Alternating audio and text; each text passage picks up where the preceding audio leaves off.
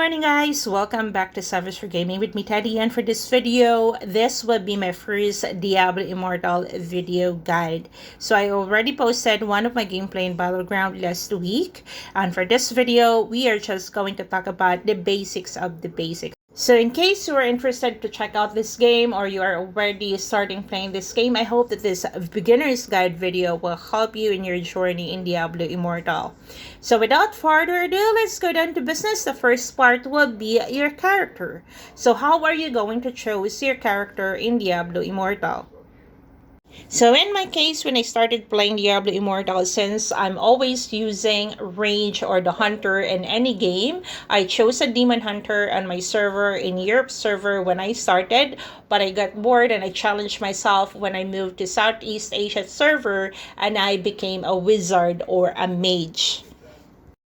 There are 6 different characters or class that you can choose in Diablo Immortal. So for example, if you like fast, or you like to go tank, or just wanted to be closer to your enemies, either that is a PvP or PvE, you can either be a barbarian, a monk, or a crusader. Crusader can be a hybrid. But if you are into range, then you can either choose to be a wizard or a demon hunter, which is a hunter or a range type. Also, if you are into like a magic, you can also have the wizard again, as well as the necromancer. We are going to check out more about these class types later on, but for this video, I'm just going to give you some tips if you are starting your journey in Diablo Immortal. So the very first one there is to know what character you are going to use. The only thing that I can advise you is choose a character that you are familiar in using. Or if you want to challenge for yourself, you can do other class types, and later on you can actually change your class as you progress in the game. So it all depends on you guys, but for me now, I am enjoying playing Demon Hunter and Wizard, and I started building a character for Monk as well as the Crusader as well. As soon as you started playing Diablo Immortal, the first thing that you need to know, or you need to do rather, is to clear your map or explore your map. You don't need to do all the exploration or complete all the exploration all at once, because it comes as you progress in the game, but it is a must for you to be able to explore the entire map so that you are going to locate all the waypoints where you can easily teleport later on. On level 10, when you are going to start playing Diablo Immortal, you will have the automatic navigation, but you are not going to be able to teleport to one point to another unless you are able to explore these areas. Just a quick reminder guys that Diablo Immortal has 60 normal levels, and your Paragon or your server Paragon level will increase by 2 every day, and after that there will be 5 levels of Hell difficulty. So currently in Southeast Asia, I am in.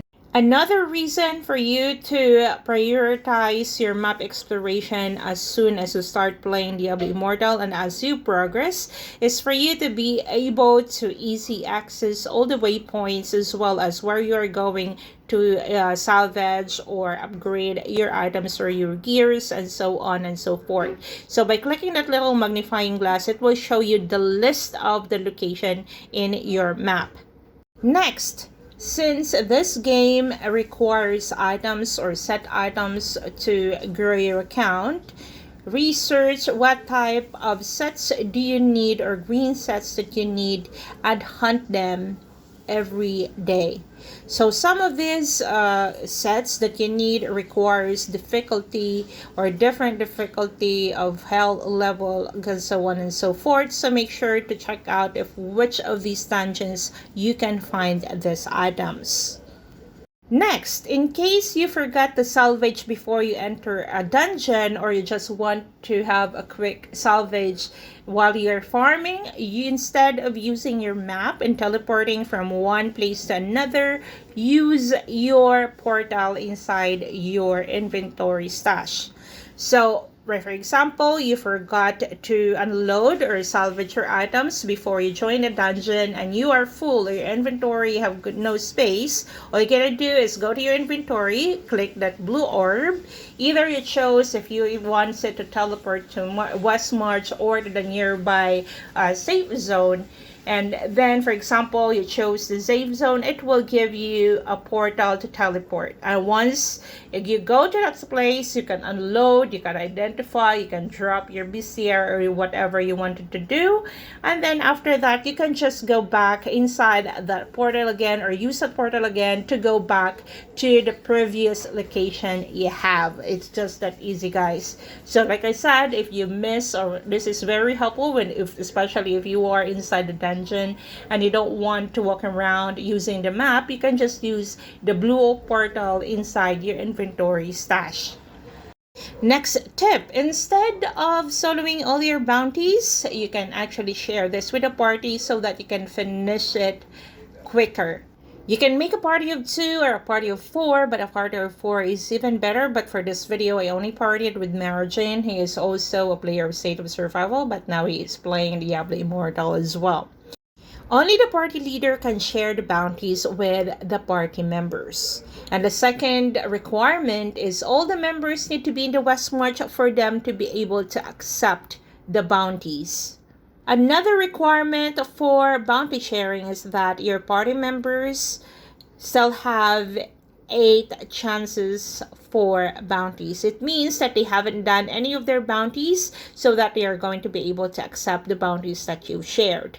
By sharing your bounties with other party members, it means that 4 of you, or in my case, there are 2 of us sharing the same goal or task to complete the bounties. So in total, 2 persons doing 4 bounties is quicker than actually soloing it. So it saves a lot of time.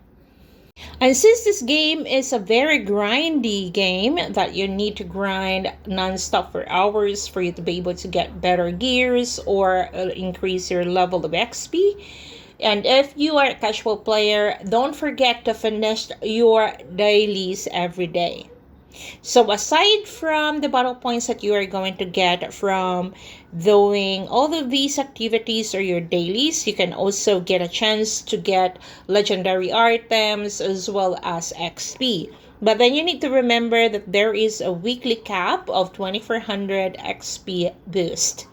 At the same time, for every 180 battle points that you get every time you finished a dungeon or rift or battleground, this is equivalent to 1 level of your battle pass. It means that for every level of your battle pass that you complete, you'll be able to get items equivalent to that.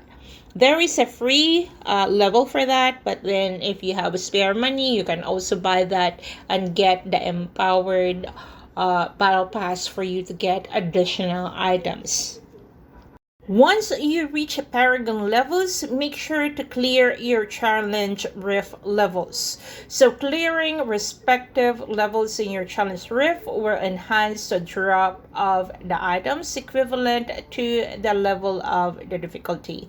So for example, clearing level 12 will enhance the drop or the quality of the items drop either in Elder Rift, Challenge Rift, or the Circle of Strife equivalent to Hell 1 items. Clearing level 30 is equivalent to the item drops in Hell 2, and clearing level 60 is equivalent to the level or difficulty level Hell 3. Clearing your challenge rift regularly will also give you a chance to get more XP and other items, including legendary items. And at the same time, this is the only source of the item that you need to upgrade the level of your green sets. So like I said, we are going to talk more about different parts of Diablo Immortal in the future in the next videos. Second to the last tip that I'm going to give you is to focus on your Horadrim items. So once you reach, I think, level 50 or before even level 60, there is a quest for you to be able to unlock the Ivanpad Sanctum that is connected to Horadrim. Collecting the vessels for the legacy of the Horadrim is one of the hardest part in playing Diablo Immortal. It requires 9 vessels to complete all the items or the vessels in the Horadrim, and each of these vessels can only be found in specific places. So, for example, you need to kill the Blood Rose for you to be able to get one vessel. The Marthanos, you need to find the Golem, as well as the Hydra. And at the same time, you also need to participate in one of the events. And last but not the least, the hardest vessel that you are going to get is the one for tenacity that can only be found in the Ivan of Fad Sanctum. And aside from the aspirant's key that you need to open the crest or the chest in the Ivan Fad Sanctum, you also need a lot of luck as well as patience for you to be able to get that tenacity vessel. I will make a separate videos for this vessels, as well as some tips on where to get, as well as how to get all the vessels in the next videos, guys. Last tip for this video, make sure to join a warband. A warband is not just for the Hellloooo event, guys, but also if you are going to party with other warband members, this will give you more boost or magic find of 5% when it comes to drops of items for it's either in the dungeon or in the open world. So once you unlocked that option for the warband, make sure to make a warband or join another warband because it will give you a lot of help. The first one, like I said, will be the Hellloooo. So for you to be able to get your weekly crest or twice a week, because it resets every Thursday and Monday, you will need a warband for you to be able to get a voucher which you need to buy for that eternal legendary crest.